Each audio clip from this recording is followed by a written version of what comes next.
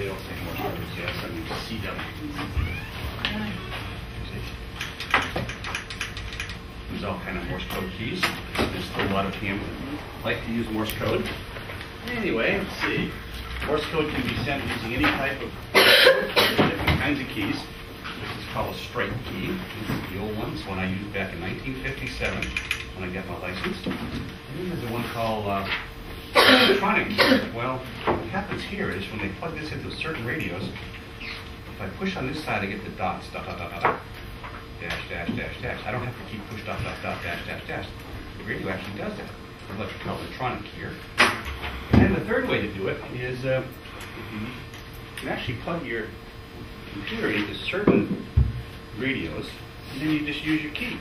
You just use the keyboard, and those are the letters, right? Okay, so there's several types of digital emissions. I'm going to give you a couple here. One's called packet. One's called PSK31, if you're interested in what that means. It's right here. PSK means phase shift key. And there's one called MFSK. Okay? You just memorize that. These are all questions. And it says that PSK31 is a low rate data transmission. Well, what's that mean? There's not a lot of zeros and ones every second. Okay, so it's low data rate. Okay? So it's very narrow bandwidth and works well in noisy conditions when the atmosphere is noisy. Just memorize some of this stuff. And here's how it kind of works. Let's go over here. I got a transceiver. And normally what I do is I talk into it, right? But it turns out you can buy a modem, called a terminal node controller. You can hook it into your computer, and you can hook it into this radio. Oh my goodness. So a packet is a digital emission mode. It's like email, but it uses a radio computer instead of a telephone line. Okay? So instead of just having a computer that's hooked into the internet, I can have a computer that's hooked into my radio, and the message gets sent over the radio waves to your radio, and it comes out on your computer. So it's like email, but it's not through the internet, it's through the radio waves. Okay? Okay, so packet transmissions can include the following. One, can you just memorize these answers? One's called a checksum, which permits error detection. If you're doing the digital stuff in this room, you probably know that when you send digital messages, you can put in something that detects errors. That's called a checksum. A header, which contains all the call sign of the station. So every time I send a message, the first couple zeros and ones that go out will say K1DFO. That's the header. It gives my call sign. I don't have to put it in. It automatically puts it in. And automatic repeat request in case an error. You'll see this below, okay?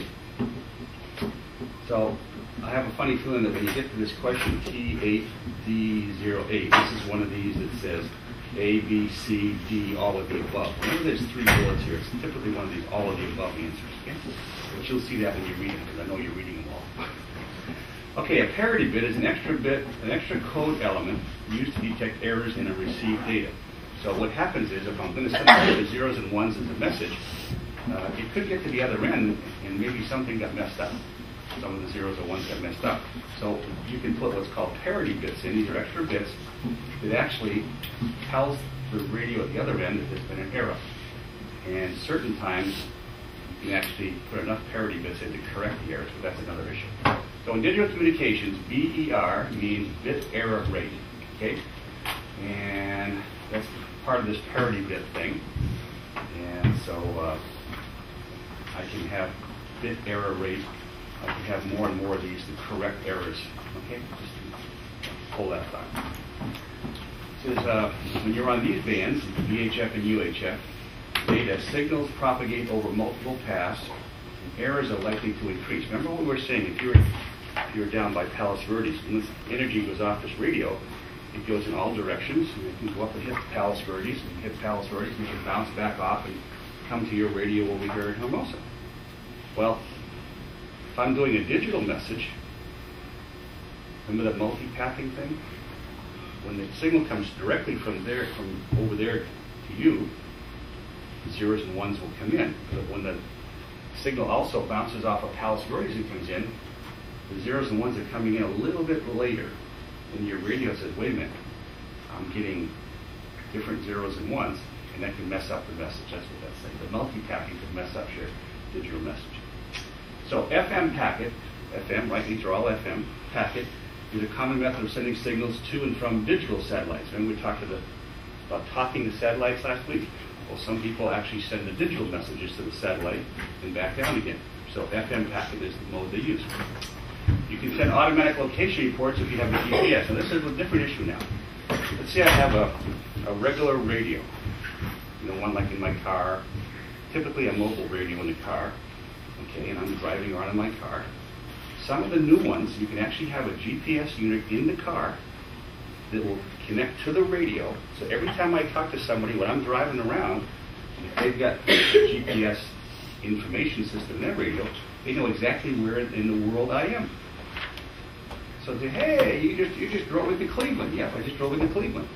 So they're new radios. You can actually connect a GPS unit to the radio, and when you transmit, whatever it is, when you transmit, that little signal goes out, and it tells the other person on their little receiver exactly where you are. Interesting. Okay, now this gets a little complicated now, okay? But you guys are all into digital stuff, so this will make sense. So here I am with my little handheld receiver, or transmitter, right, transceiver. And I want to talk to a repeater that's up in Palos Verdes. Okay, we all understand that. And the repeater takes me and it retransmits it in all directions. But the person who owns that repeater could have it connected to their computer, like the previous page, right? It can be connected to their computer. Even though it's transmitting my signal over the radio waves, that information can be going into the computer. Guess what? Their computer can be wired into the internet. Oh, guess what? They could have it connected to someone else who has their computer connected to a repeater, also connected to the internet. And so my signal could go up to Palos Verdes into a repeater and be rebroadcast, obviously, but go into this person's computer, go on the internet, to someone else's computer who's got it hooked to a repeater, and then gets broadcast off of that repeater. And this repeater could be in Europe. It doesn't make any difference. And I could be talking to someone over there. Now remember, these are line of sight. They don't go very far. But using this method, I can be talking to someone anywhere in the world as long as this person's repeater computer are tied to the internet to this one. Okay? So some amateur stations or repeaters are connected to the internet and are called gateways because they allow other amateur stations to communicate through the internet. Now, that's not what we all get into amateur radio for, but it's a novelty. So here's some definitions. IRLP means Internet Radio Linking Project. Just remember that one. And IRLP is the method of linking two or more amateur stations using the internet. So this connectivity is an internet connection, but the method is called IRLP. And it uses what you all know as being VoIP, which is Voice over Internet Protocol. Okay, so here we go again, some more of this. So when using a handheld transceiver, when using a handy talkie or a regular transceiver, right? It doesn't have to be a handy talkie, okay? But you would select a specific, so I'm the person at this place here. What I do is I have to get on the internet and I have to select the specific IRLP that's going to get me to the specific someone else's computer. So there's a whole dictionary of where all these computers are around the world and what the linking code is. So I use the keypad to transmit. So if I'm over here and I'm, say, the person who knows all this, I can get on that repeater, I can put a code in, it'll tell this computer, oh, connect to this computer over here somewhere in the world, and bingo, that's it. Okay? So the active IRLP node using voice OP can be found in a repeater directory or on the internet. I don't know where that is, but the people who are really into this, they know exactly where to go on the internet and find this whole listing of who the connection numbers are for all the places in the world. So if you're listening to a local repeater, you hear the brief tone, and you hear the ham in Italy, you know you're listening to an internet-linked set of repeaters, okay? A friend of mine who has a repeater at my house does this all the time. So let's take it one more step. Let's say I've got a computer, and I've got a little microphone here. Okay, so it's got an audio card inside. So I got my computer, and I don't even have a handheld. I'm just going to check my computer into one of these guys here. So I link it. So I can sit here now and talk through this repeater to anybody that wants to talk to me through the repeater. I don't even have to have a radio. I can be sitting here talking into my computer. Okay, that's what this is all about. So I won't go through all this questions, but can you do that with a technician's license? Yes. Yep. Think about it. I mean, repeaters are basically these frequencies. And I mean, there's one frequency that's not, but for the most part, the person who has to have the specific license is the person who owns the repeater, because I'm not broadcasting on the radio here. Okay, now that person has to have a license to broadcast here, which is basically a technician license. But with one small exception, which I won't get into, yep, technician license does it all. So I won't get into all these definitions because these questions have gone away. Okay, so Part 97, remember that little blue book, FCC rules? Lets a ham transmit on what's called fast scan television in certain bands. Fast scan television is basically analog television that we had in our houses. Now we got digital television, but when you watch a TV set in your house, that's fast scan television, okay? And technically on certain bands we're allowed to do that. Now you have to have the money to buy the cameras and everything else, and you transmit it over the radio to your friend who's going to watch you on their television set, and they're going to transmit back to you. So we can talk to each other using television on certain bands. So the television format for analog fast scan television is called NTSC. Just memorize that abbreviation, National Television Standards Committee. And as we told you back in section 6, it's 6 megahertz wide, so it's very, very, very wide. Okay, a little different.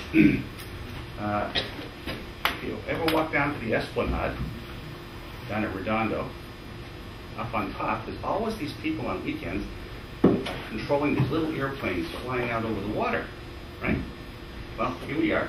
Now, this is radio control of model airplanes. Is a one-way transmission. If you transmit to the airplane, it doesn't transmit back to you. But it's authorized by the FCC. Because remember we said one-way transmissions are called broadcasting, but there's always some exceptions to the rule. So here's an exception to the rule. Okay? So, say, but wait a minute now. I got to give my call sign every 10 minutes? Who am I giving my call sign to? The model airplane? Here's how it works. The FCC says put a label on the transmitter that gives your call sign and your address. You don't have to give your ID. No station ID is required if the label is complete. There are specific ham frequencies where we can do this, but the maximum power we can use is only 1 watt. Now, why do they only want 1 watt? Well, so we can't get the airplane too far out, because if I could use 20 or 30 watts, I could get that little airplane all the way out to Catalina. Hi. How do you control it? Well, people have, they buy things in a store, and it lets them go left, right, up, down. They have a little control mechanism. Now, if you ask me how to control it on here, I don't have a clue. Okay? Now, here's my guess. My guess is I've got this radio that's talking to the airplane, and I've got the little control mechanism, which is inputting into the radio, which is transmitting. That's my guess. I really don't know how they work. Oh, fabulous. See if we can get at least 2 more sections in here, at least.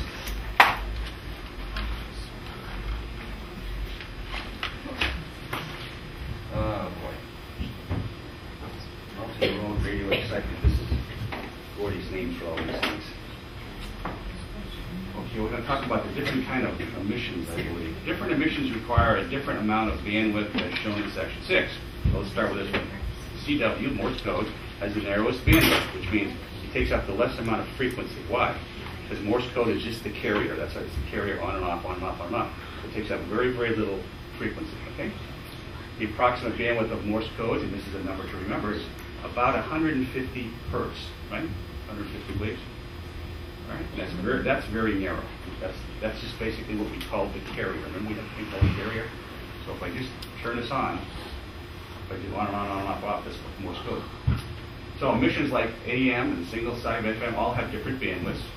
Some of the narrow bandwidth emissions will be more useful in weak signals. Why?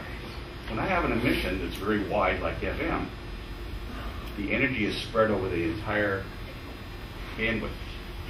So if it's a very noisy today, when I'm listening to that, the energy on each specific little frequency is less because the total is spread out.